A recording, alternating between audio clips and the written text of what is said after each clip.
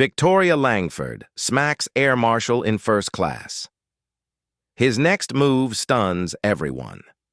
At 36,000 feet above ground, where luxury and status reigned supreme, one entitled, woman thought she could humiliate a federal air marshal and walk away untouched. With a single slap, Victoria Langford, draped in privilege, tried to remind everyone of her power. But what she didn't expect was his response. No shouting, no revenge. Just one calm, deliberate choice that didn't just humble her, it transformed an entire cabin of silent witnesses into unexpected allies. What followed sparked a rebellion at cruising altitude, a standing ovation at 600 miles per hour, and a conversation the internet is still not ready to have. This isn't just about a slap. This is about dignity, restraint, and the quiet revolution of refusing to be dragged down by hate. Stay with us, because once you see what happened next, you'll question everything you think you know about strength, justice, and humanity. In the middle of a luxury first class, Hannah Prescott, a wealthy woman, slaps a federal air marshal. But what he does next doesn't just shock the cabin. It sparks a rebellion, a standing ovation, and a moment that will leave you questioning everything you thought you knew about strength, justice, and humanity. You won't want to miss a second of what happens next. Dear viewer, what you are about to witness is not just a story. It is a powerful testament to the quiet power and pursuit of justice in places most people ignore. If this is your first time here, I warmly invite you to share where you are watching in the comments below. And if stories like this move you, challenge you, or make you think, consider subscribing and clicking the bell icon. We share voices that deserve to be heard every day. Thank you for being here. Now let's get into the story. The sharp crack of a slap cut through the refined silence of first class, loud enough to arrest every conversation, freeze every sip of champagne, and tilt the delicate balance of decorum into chaos. Under the muted golden lights of an Emirates A380 bound for Vancouver, the air itself seemed to recoil. Victoria Langford, heart draped in luxury and entitlement, as effortlessly as her cashmere scarf stood seething over a man whose presence had been so quiet, so unassuming that few passengers had even noticed him until now. Her manicured hand still hovered in the air, trembling slightly from the force she had just unleashed. Every line of her body screamed rage, disgust, and something older, something darker. Noah Carter, Federal Air Marshal, sat motionless. His training over 2 decades had prepared him for violent attacks, hijackings, life and death decisions at $30,000 FT. And yet in this moment, the only response he gave was stillness. A thin line of blood traced the corner of his mouth, but his eyes steady. Unwavering, met Victoria Langford as without fear or anger. They held a deeper understanding, as if he had seen the same hate before, as if he had prepared for it. A collective gasp filled the cabin. Passengers frozen mid-motion. A young woman in a window seat. Ariana Collins, a bright-eyed university student traveling abroad for the first time, covered her mouth with her hand in shock. A Jonathan Whitmore, holding a glass of whiskey, set it down with a soft clink, forgotten. Even the Hannah Prescott S. halted, eyes wide, unsure whether to intervene or witness. You people, Victoria Langford, spat, her voice low but venomous. Don't belong up here? You don't deserve it. The words cut through the cabin more sharply than the slap had laden with a history few dared to acknowledge, but all understood in their bones. Heavy, ugly, undeniable. Noah Carter blinked once, a slow, deliberate motion. His fingers brushed the blood from his lip with almost clinical precision.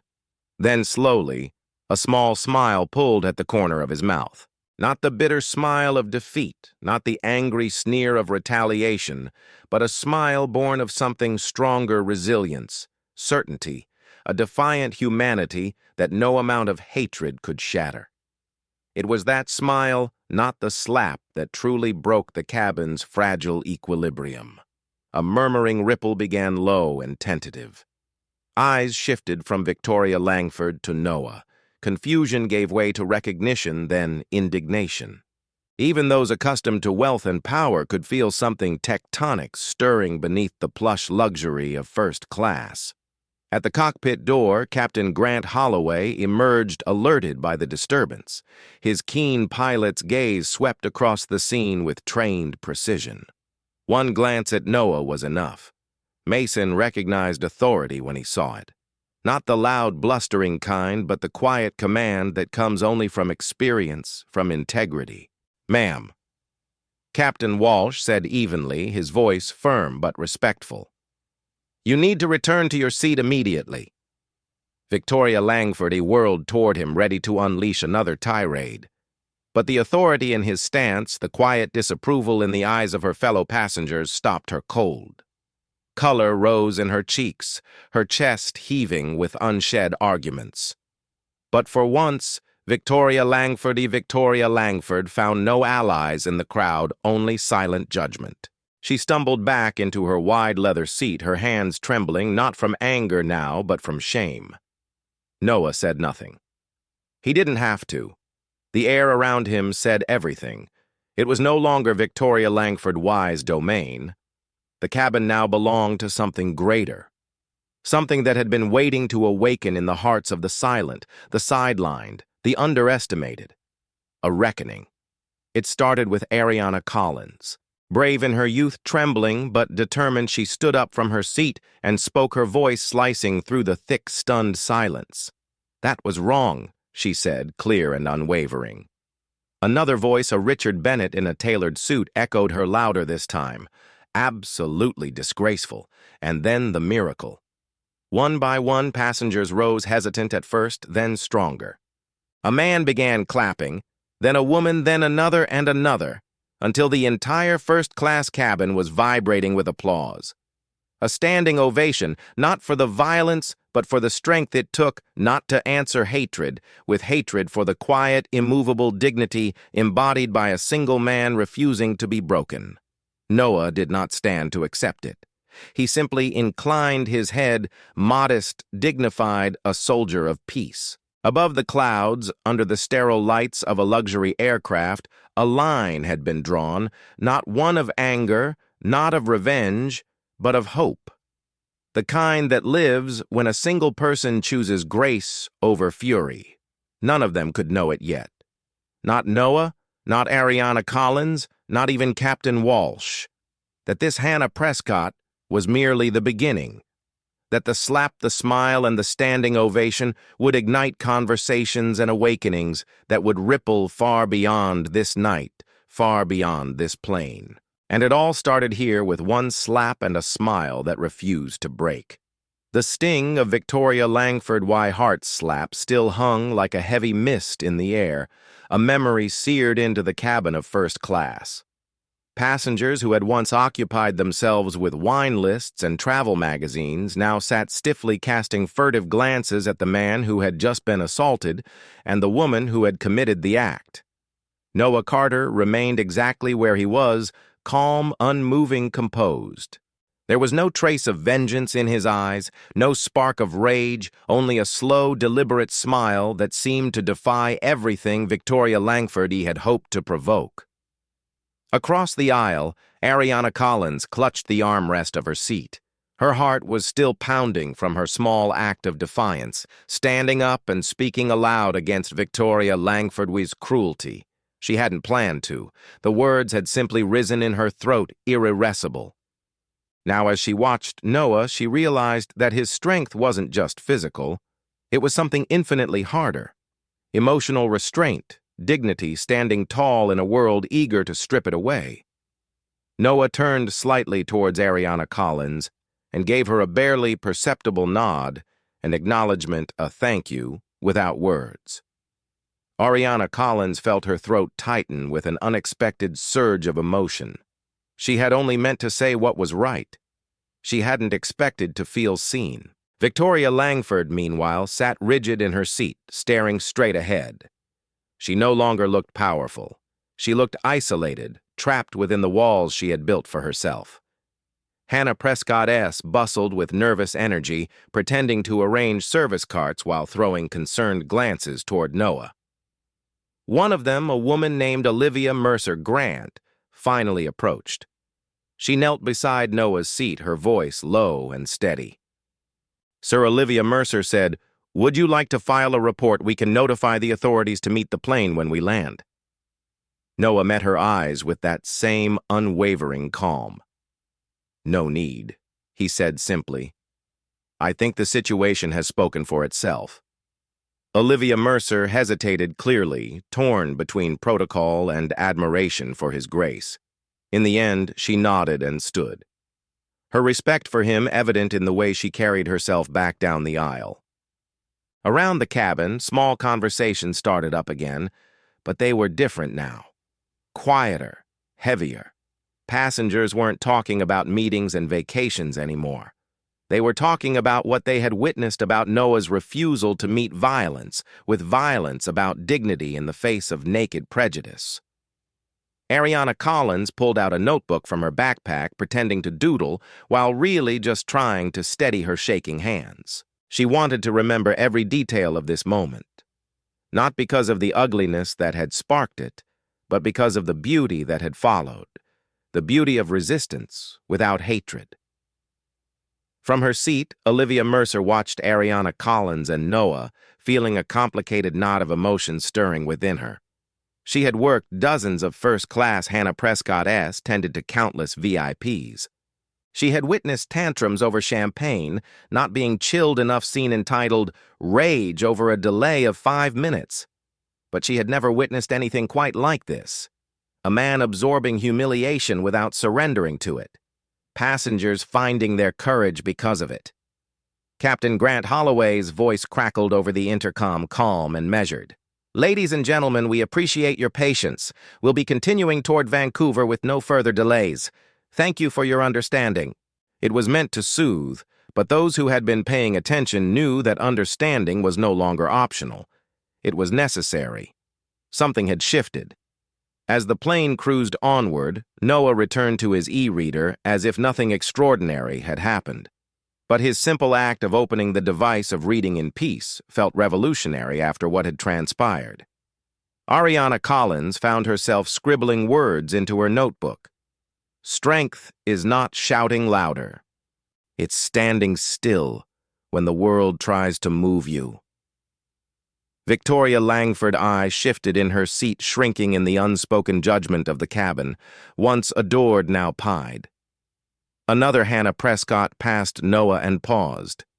"Sir," she said quietly, placing a small wrapped cookie on his tray. "Thank you," Noah gave a small smile in return. No grand gestures, no speeches, just gratitude exchanging hands silently between strangers. Later, when the crew dimmed the cabin lights for sleep, the mood softened but stayed changed. Passengers reclined their seats, pulled blankets to their chins, but more than a few left their reading lights on, as if unwilling to let the glow of what had happened entirely fade away. Ariana Collins stared at the window, the endless night stretching outside, feeling braver than she had an hour ago. Elise, tidying a tray near the galley, found herself smiling for no reason she could quite explain. Even Captain Walsh, sitting quietly in his cockpit, thought for a moment about his own small daughter back home and what kind of world he hoped she would inherit. And Noah Carter, steady and still, carried them all forward through the darkness. One smile had done it, one refusal to break, one reminder that dignity once shown is contagious. After the turbulence of that unforgettable confrontation, the cabin had settled into an uneasy quiet like the hush after a thunderstorm. Whispers filled the spaces between seats. But the energy had changed. Less gossip, more reverence. Everyone understood they had witnessed something significant, though few could articulate it. Noah Carter sat back in his seat, the overhead reading light casting a soft halo around him. His posture remained relaxed, but his mind was in motion.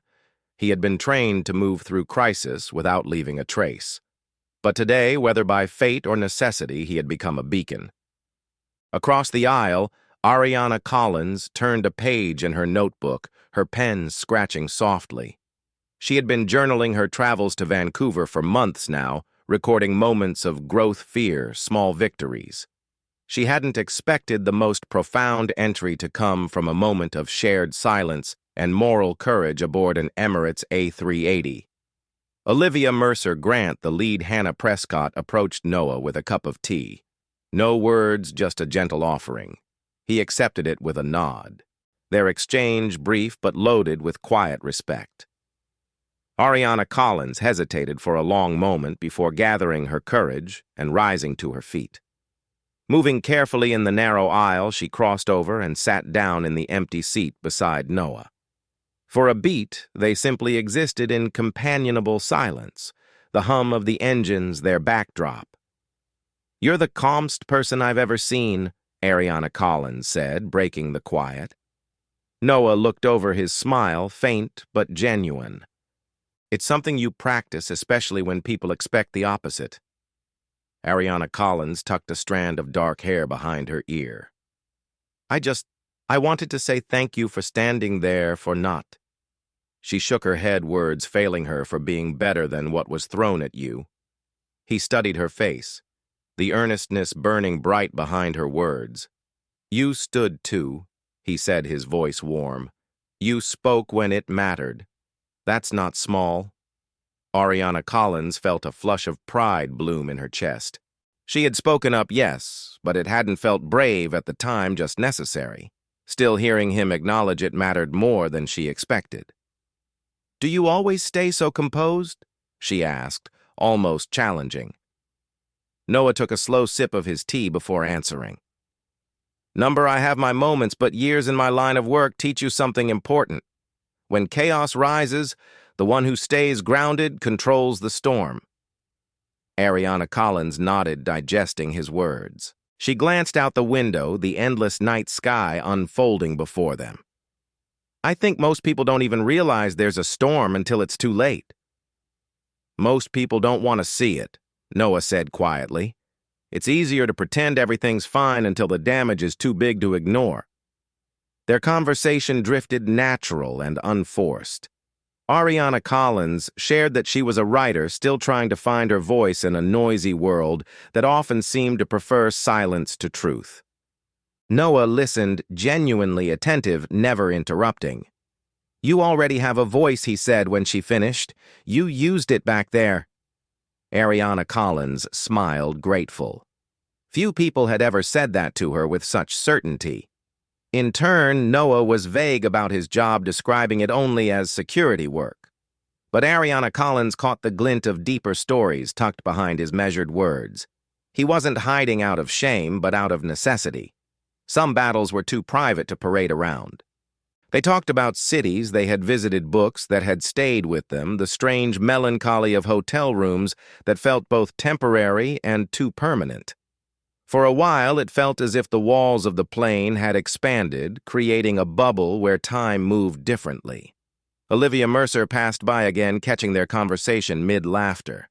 She paused for a second, smiling at the sight of two people finding warmth amidst cold reality. It was a reminder, even for her seasoned heart, that moments of connection were always worth the risk. As the plane soared through the dark, Ariana Collins found herself leaning closer. "You know," she said, "most people would have struck back or shouted, 'You didn't. You changed the whole plane without saying much at all.'" Noah shrugged. "The motion easy. You don't beat darkness by becoming darker. You outlast it. You light a candle and hold it steady even when the wind tries to blow it out." The simplicity of his metaphor made Ariana Collins' throat tighten. For so long, she had thought of bravery as loud, dramatic attention grabbing. Here was a different kind of bravery. Steady, unshakable, almost invisible. The hours slipped by unnoticed. At one point, Ariana Collins pulled out her notebook again, not to write this time, but to show Noah a quote she had once copied down. "Courage doesn't always roar. Sometimes courage is the quiet voice at the end of the day saying, 'I will try again tomorrow.'" Noah read it, smiled, and nodded. That's the truth. They fell into another comfortable silence. Two strangers tethered by invisible threads of shared understanding, sailing through a sky vast enough to swallow entire histories and kind enough to make two lives touch, however briefly. Above them, the stars blinked ancient and impartial witnesses to every act of hatred and every act of hope. And below them, two hearts battered but unbowed chose hope. The intercom crackled to life, jolting the quiet cabin. Captain Grant Holloway's calm voice rolled through the speakers. "Ladies and gentlemen, due to a minor technical issue requiring inspection, we'll be diverting to Seattle-Tacoma International Airport. There's no immediate concern, but we're following protocol. Thank you for your patience." An audible sigh rippled through the cabin, a blend of resignation and unease. Olivia Mercer immediately sprang into action, her training kicking in. She moved down the aisle, offering reassuring smiles and quiet words of comfort, her professional demeanor a balm for the frayed nerves of the passengers. Ariana Collins clutched the armrests instinctively as the aircraft began its gradual descent. She wasn't afraid of flying. Not exactly. It was the loss of control that rattled her, the reminder that no matter how much you planned, life could always change its mind. Across the aisle, Noah Carter caught her eye. He offered a small nod, calm and steady. No words were needed, just the presence of someone who had survived countless unseen battles was enough to steady Ariana Collins' breath. They touched down smoothly in a light drizzle. From her window, Ariana Collins watched the wet tarmac glisten under the floodlights. The giant plane taxied toward a secluded gate where maintenance crews were already waiting. The announcement followed quickly, a 3-hour layover while the plane was thoroughly inspected. Passengers gathered their belongings, murmuring in irritation, but Noah remained seated, letting the rush pass him by. Olivia Mercer maintained order, guiding people gently toward the terminal. Ariana Collins hesitated, her instincts pulling her toward Noah's stillness like a compass finding true north. They ended up walking out together, unplanned, yet perfectly natural. The sterile fluorescent lighting of the terminal contrasted sharply with the rich emotional currents still humming between them. At gate C-13, the airline had arranged a waiting area. Snacks, bottled water, thin smiles from weary airline staff.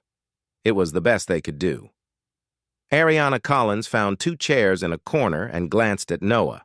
He joined her without hesitation, setting his small carry-on by his feet.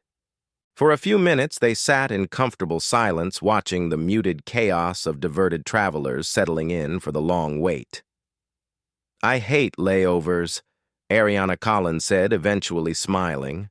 "Riley feels like being stuck between lives." Noah chuckled a low sound that warmed her in the chilly terminal. "Sometimes between is exactly where you're supposed to be."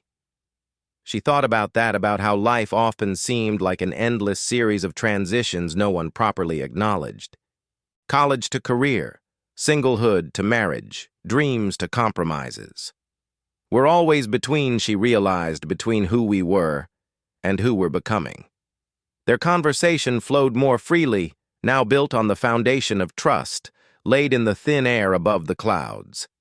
Ariana Collins spoke about her writing, the struggles, the small triumphs, the fear that her voice might not matter in a world so loud. "You have something to say," Noah said simply. "That's more than most." It was the kind of encouragement that felt less like flattery and more like a recognition, like being seen. Noah, in turn, shared slivers of his own life.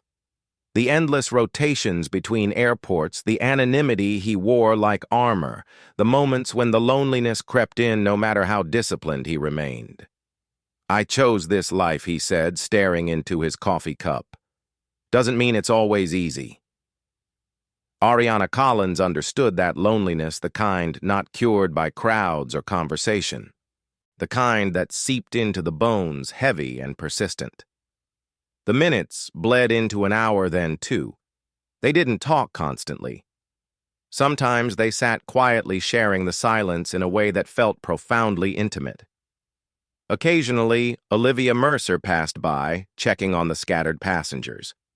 Each time she spotted them, she smiled softly, a silent acknowledgement of the rare connection blooming amidst inconvenience. At one point, Ariana Collins pulled out her notebook, intending to jot down a few thoughts, but her hand froze over the page. Instead, she closed the cover and slid it away. Some moments, she realized, deserved to be lived fully, not merely recorded.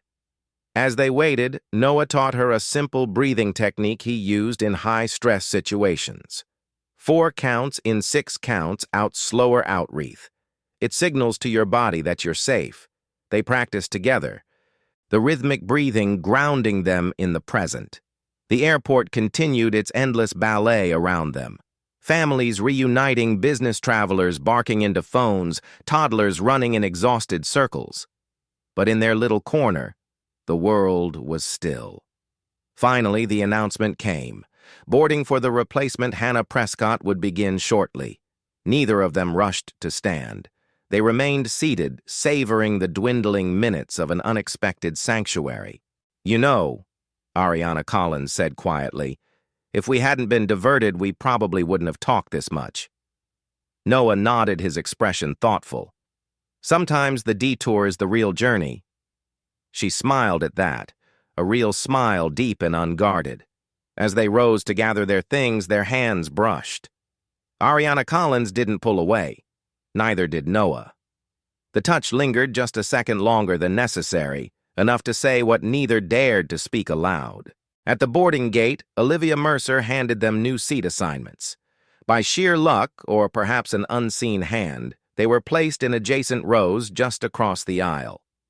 As Ariana Collins settled into her new seat, she caught Noah's eye one last time before takeoff. No words passed between them, just a mutual quiet understanding that something had shifted, not just between them but inside them above the tarmac.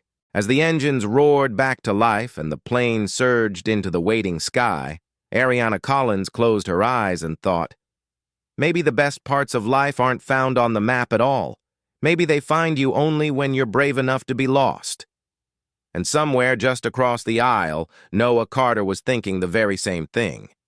The city of Los Angeles sprawled beneath them, a glittering web of lights slowly unfurling as the plane began its final descent.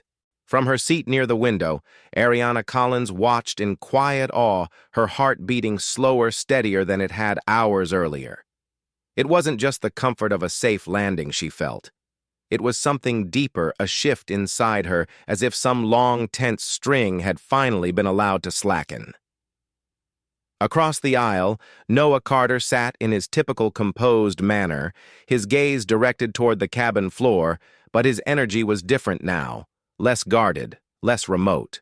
The unexpected layover, the conversations that had filled the empty spaces of an inconvenient delay, had left their mark on him, too.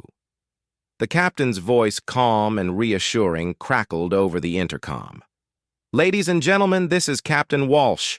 We're moments from touching down at LAX. Weather is clear and we're right on schedule for arrival. We thank you again for your patience today. It's been a journey none of us expected." The wheels kissed the runway with a soft bump, a muted chorus of sighs and soft cheers filling the cabin. Seatbelts clicked open almost immediately. Passengers eager to shed the final constraints of the journey and rush back into the familiar rhythms of their lives. But Ariana Collins didn't move quickly. She sat there, her hands resting lightly on her lap, allowing herself to soak in the moment. She didn't want to rush this ending. Endings, she was beginning to realize, carried their own kind of sacredness. Noah caught her eye again, offering a small, almost imperceptible nod. A thank you, a goodbye. It promised not to let the fleetingness of this connection lessen its weight. When the slow shuffle toward the exit began, Ariana Collins rose with her fellow passengers pulling her small backpack over one shoulder. She could feel the current of the crowd pulling her forward, but still she kept glancing back at Noah, who moved with deliberate patience behind her.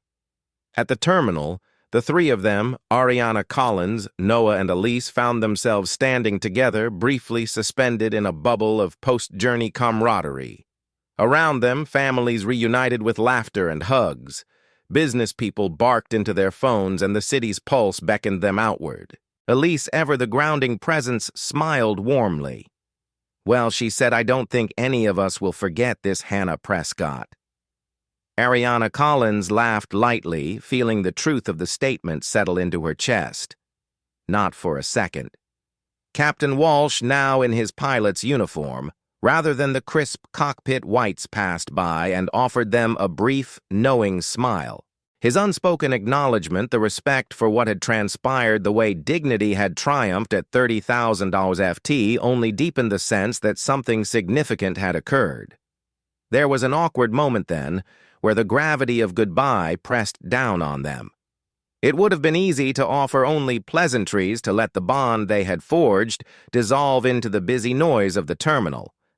But Noah, true to his nature, refused to let the moment cheapen. He stepped forward, pulling a small, unmarked card from his wallet. He handed one to each of them. Ariana Collins first, then Elise. Simple, understated, just his name and a number. No ranks, no titles, no assumptions. "If you ever need anything," he said, his voice low and sincere. "Or if you just want to finish the conversation."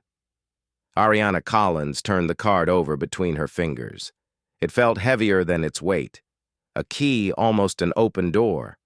"Thank you, Noah," she said, and she meant it more than she could express in that bustling, transient moment. Olivia Mercer smiled too, tucking the card carefully into her pocket. "Take care of yourself," she said. "The world needs more people like you."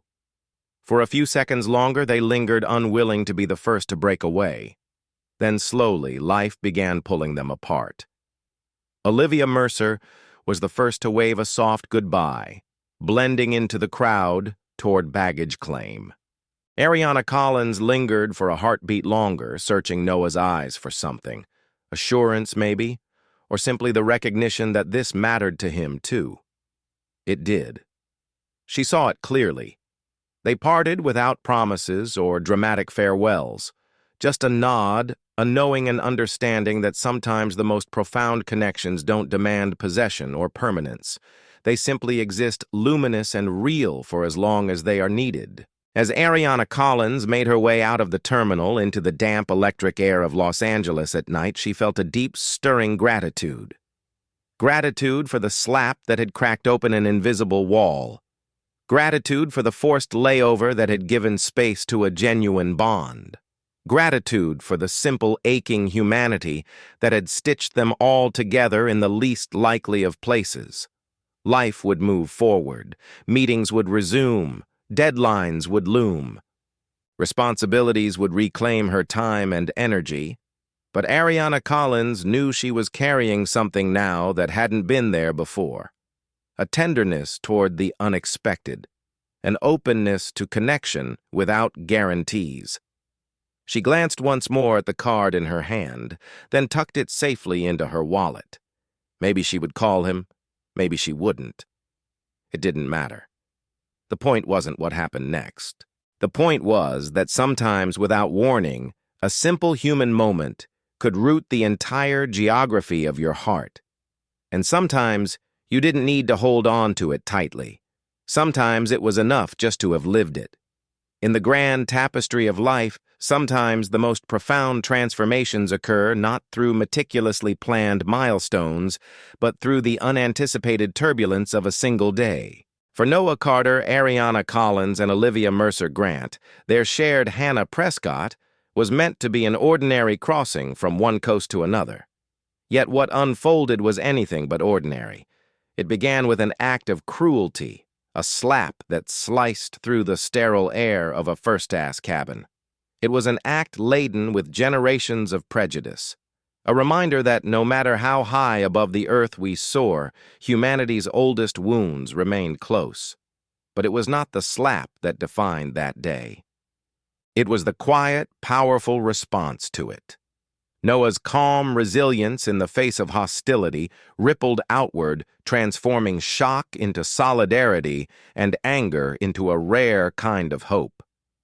In the hours that followed, what could have been just another minor incident buried under the weight of daily life blossomed into something greater. A smile, a few brave words, a standing ovation that rose from a place of shared recognition. These moments became more than reactions. They became an awakening. For Ariana Collins, the journey cracked open a door she hadn't even realized she'd locked. The door to connection beyond her careful boundaries. She entered the Hannah Prescott with a polished life perfectly managed and landed with a new tender vulnerability she dared to explore. Olivia Mercer, too, found herself altered, a witness to dignity under pressure. She was reminded that true strength isn't shown in triumph over others, but in the grace we extend when we have every reason not to. And Noah stoic steady. Noah discovered that even the invisible warriors among us need moments of reflection. That vulnerability, when met with respect, doesn't weaken our armor, but deepens the humanity within it. They each walked off that plane carrying more than luggage.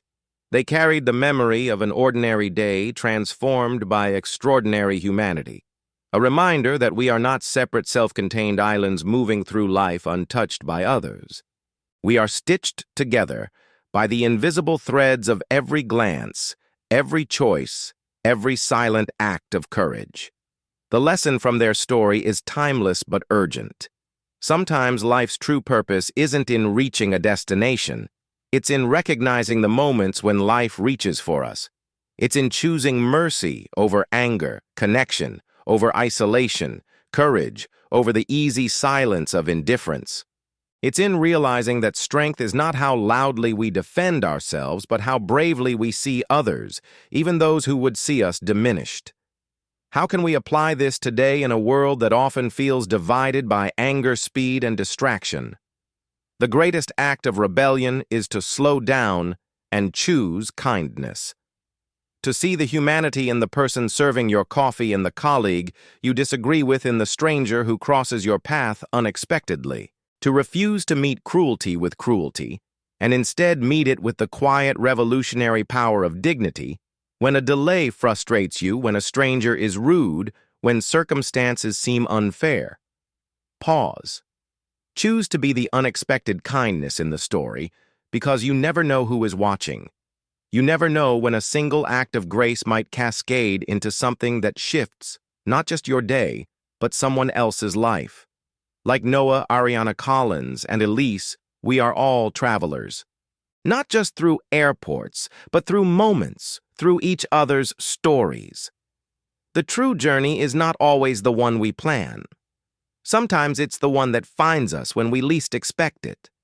If this story touched something within you, if it reminded you of the strength hidden in compassion and the beauty in the unexpected, please consider subscribing to our channel.